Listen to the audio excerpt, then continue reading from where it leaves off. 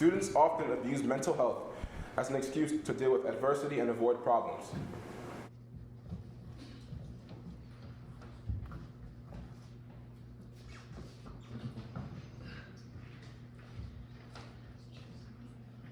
I think that people's definition of mental health is skewed in today's world, and everybody has a different definition, and so that impacts whether you think that causes adversity or not. So I think some people may have mental health issues and they don't know it, and then some people may not and they do think they do.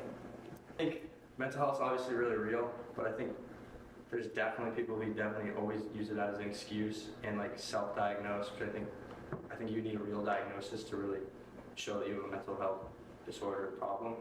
And yeah. The drinking age should be changed.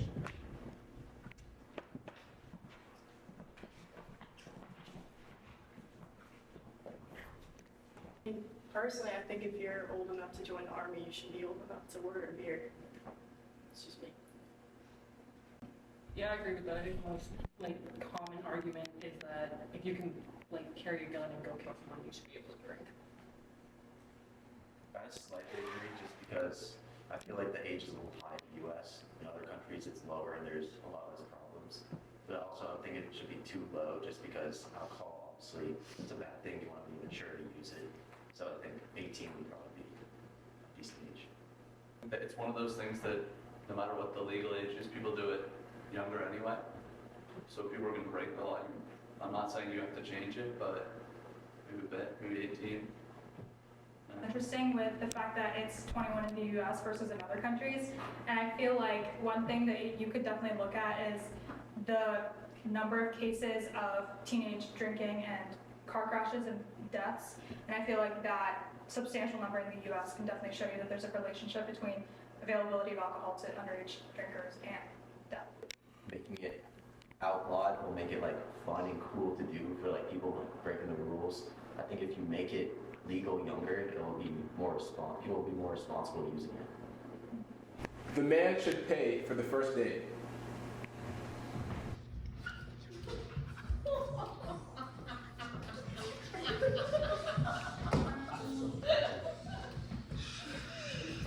I think it's a respect thing. I think it's just how it's always been done.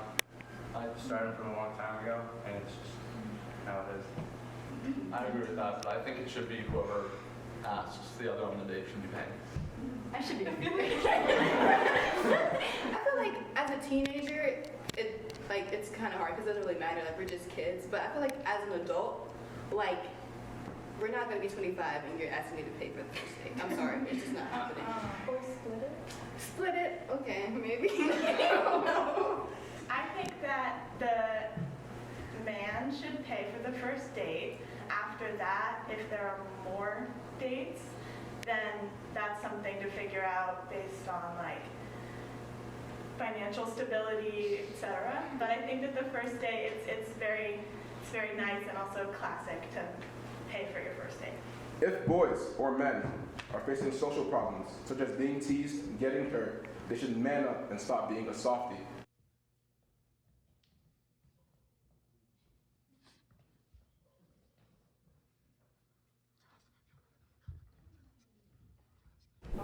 I say that I strongly disagree. Just because you're a boy doesn't mean that you have to just man up every time. I feel like everybody deals with problems in their own way, and everybody should be able to deal with their problems. For everyone, it's good to know how to handle being picked on or bullied, but especially with men, there's a reason why men kill themselves at such a high rate, and this is a big part of it. So I think that addressing that issue instead of telling someone to man up is a way to prevent people from taking it on. It's manning up, something good. I also agree that you should get help when it's needed, but for a lot of little issues, people get angry and they think they need help. It's just part of the world. The world is not equal for everyone. You need to face hard times to prepare yourself for the real world. When you're working, your boss is gonna be mean to you, and you have to accept that. And that's why I think just being manning up is what it's for. Just accepting the challenge and trying to overcome it on your own. I'd say just for teasing or getting bullied, I'd say man up just for the fact that if that's happening to you, the only way you're really gonna prevent that person from continuing what he's doing is if you take action in some sort of way, and that's like, that has to do with you yourself doing something towards that person, not harming that person. I'm saying like, not just continuously letting them to just talk to you however they want to or treat you however they feel like they treat you. Dress code is sexist.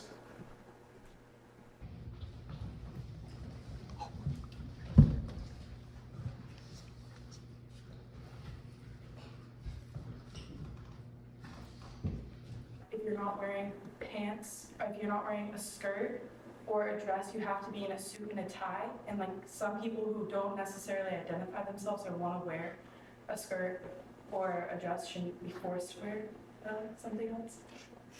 It honestly really depends on your build, and like a lot of girls like get dress coded for like being like too revealing, but like say like somebody else like wouldn't get dress coded for wearing that same thing, but like depending on like how you're built.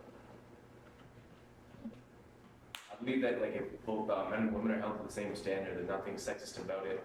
But it can become sexist when like either men or women are held to a higher or lower standard.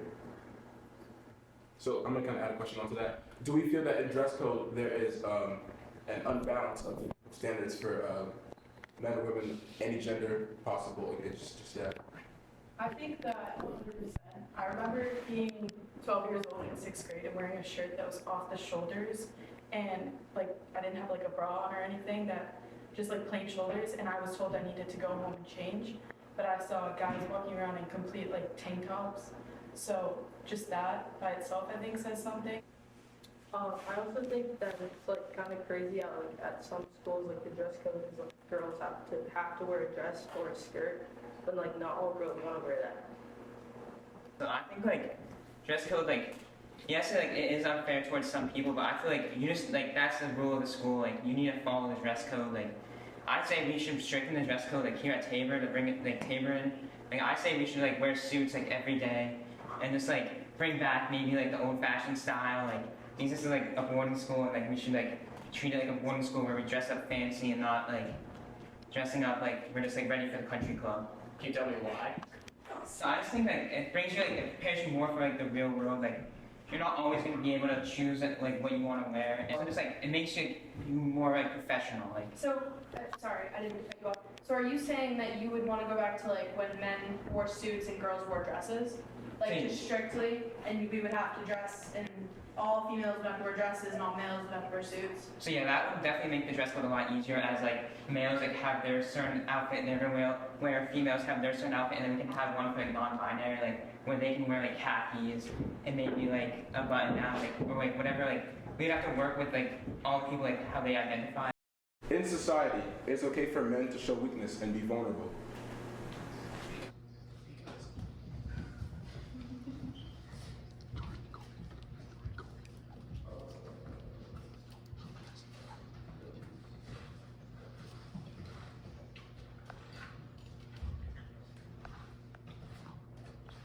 I think that we set a standard that men have to be a certain amount of manliness, and I think, like you were saying earlier, it just causes men to keep things in constantly and not allowed to be their true selves or ask out for help.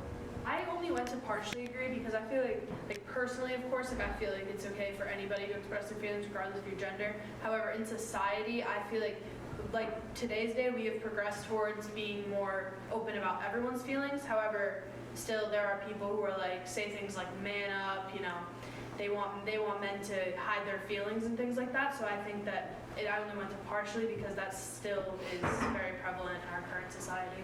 I feel like in society, as a man, you can't cry, you can't openly cry, you can't openly be true about your feelings just because that will you will be looked at in a certain way, and you will be looked at as less masculine if you are seen expressing feelings. I think in today's society, as like we're evolving, like I think just our country alone is like it's trying to make it more like for like masculinity to go away. Like, that's what I'm seeing in this like country.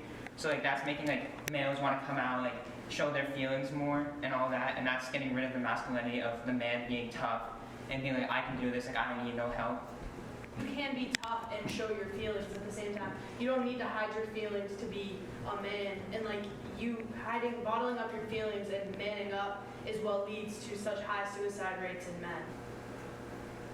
Male and female athletes should be paid the same.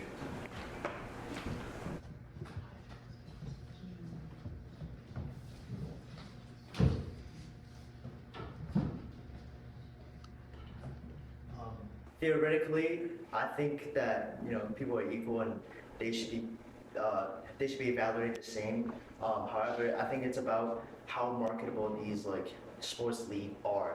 So realistically, say the WNBA, I honestly enjoy watching women's college basketball more than the WNBA because it's just not a lucrative league. And so to say that women should be paid the same as men athletes is unrealistic. However, let's say the percentages wise, I do agree, we should, in terms of the league income and its percentage, I believe men and women should be treated the same.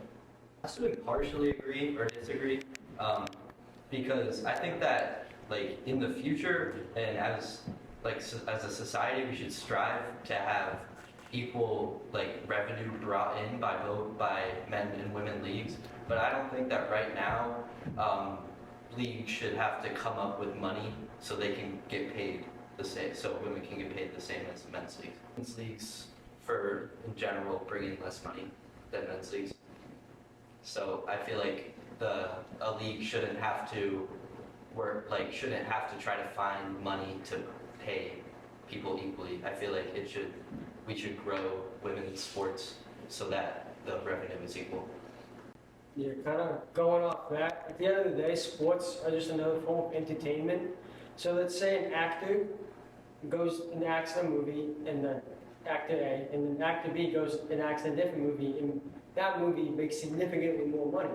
Actor B should also be making significantly more money than actor A. I think it's hard to talk about the WNBA when there's not really marketing on it, especially to the extent that the NBA has. But also the fact that these players have to go over to Russia and other foreign countries to get paid even somewhat is sort of insane to think about when you have LeBron James being paid the most money pretty much in the world just to play basketball.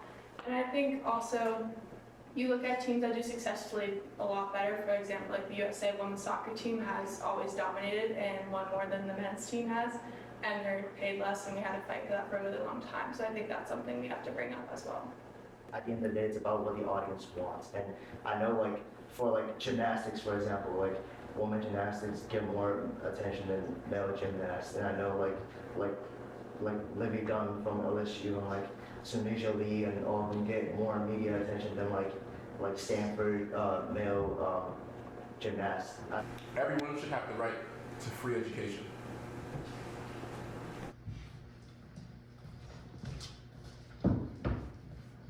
Wait, in what sense? Just College.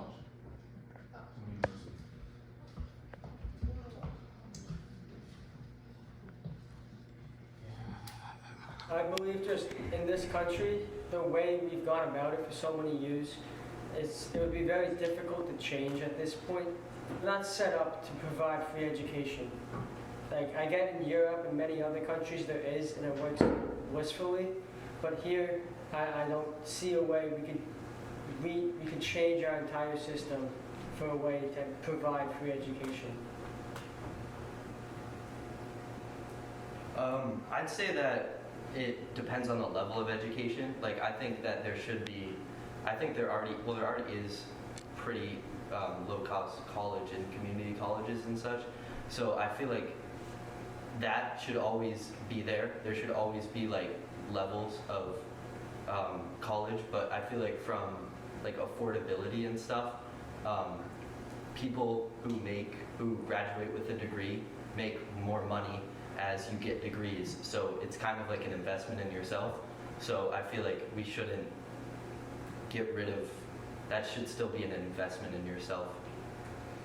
everybody deserves an equal opportunity to have a chance to get a bachelor's degree. I think master's degree, that's fine. I mean, I feel like you should pay for master's degree and higher, but I think giving everybody the same chance even kids at Tabor, even kids here can't even afford college, and it's hard to talk about, and it's hard to see that happen because you see really talented and you see really smart kids lose an opportunity to be able to get better jobs and move on higher in their life because they're not able to pay for colleges and they're not able to get the same opportunities as other people.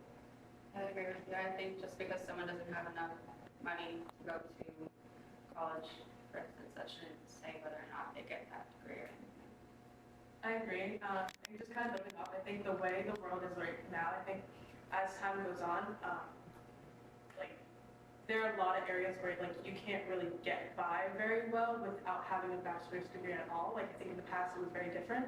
I think if you didn't have a bachelor's degree, like you were still able to kind of do well and be able to live a pretty good life. But I think as the economy changes and as time goes on, it's very hard to get into a good place and to live a decent life without having a bachelor's degree. And everybody has a different financial status, and I think just helping everybody get to that point of having a bachelor's degree is a great place.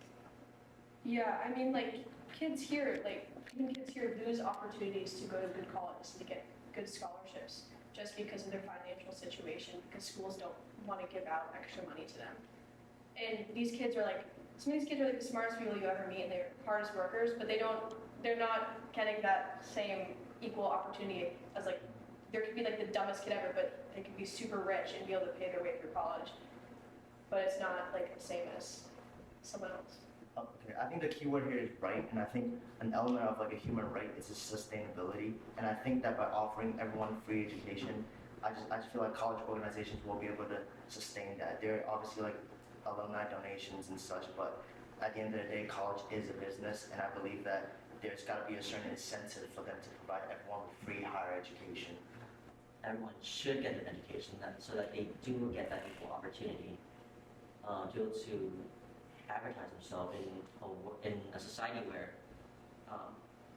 the job market is just incredibly competitive at this point. You get your degree from that. I don't think it should, but I think just the way society is, that's how it is. Like if you're looking at someone who got a degree, their bachelor's from an Ivy, or in comparison to someone who got the bachelor's from an in-state school, like the way society is when it comes to, you know, applying for a job, most people are probably going to go with the person who has their degree from an Ivy because of the prestige of that school.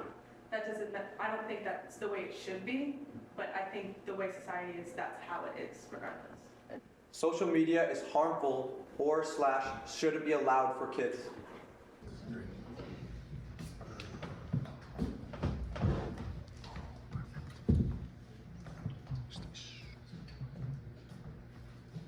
I'll start it off. I think at times a lot of people will say like social media isn't real, and that's very, very obvious.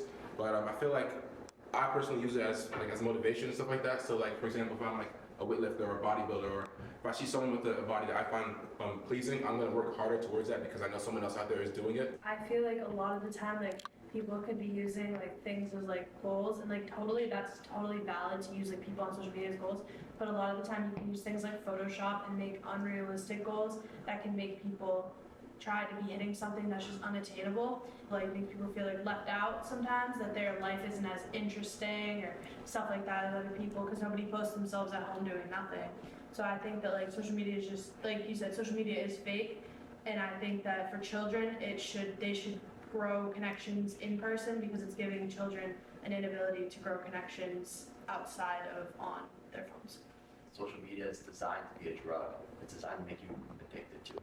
Like we don't allow under 18 to smoke cigarettes or drink alcohol, although that's a topic.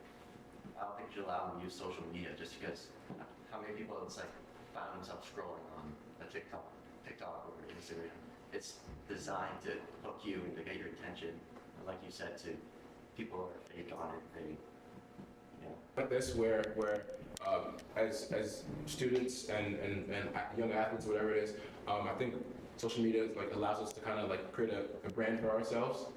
I feel like it should perfectly be allowed. I mean, so just stuff like nowadays like NIL, there are athletes who are going to go to college and make 4 or 5 million because they can dance on a screen, and if that makes you uncomfortable because someone is getting 1 million likes dancing and you're getting 5 likes dancing, then that's just on you.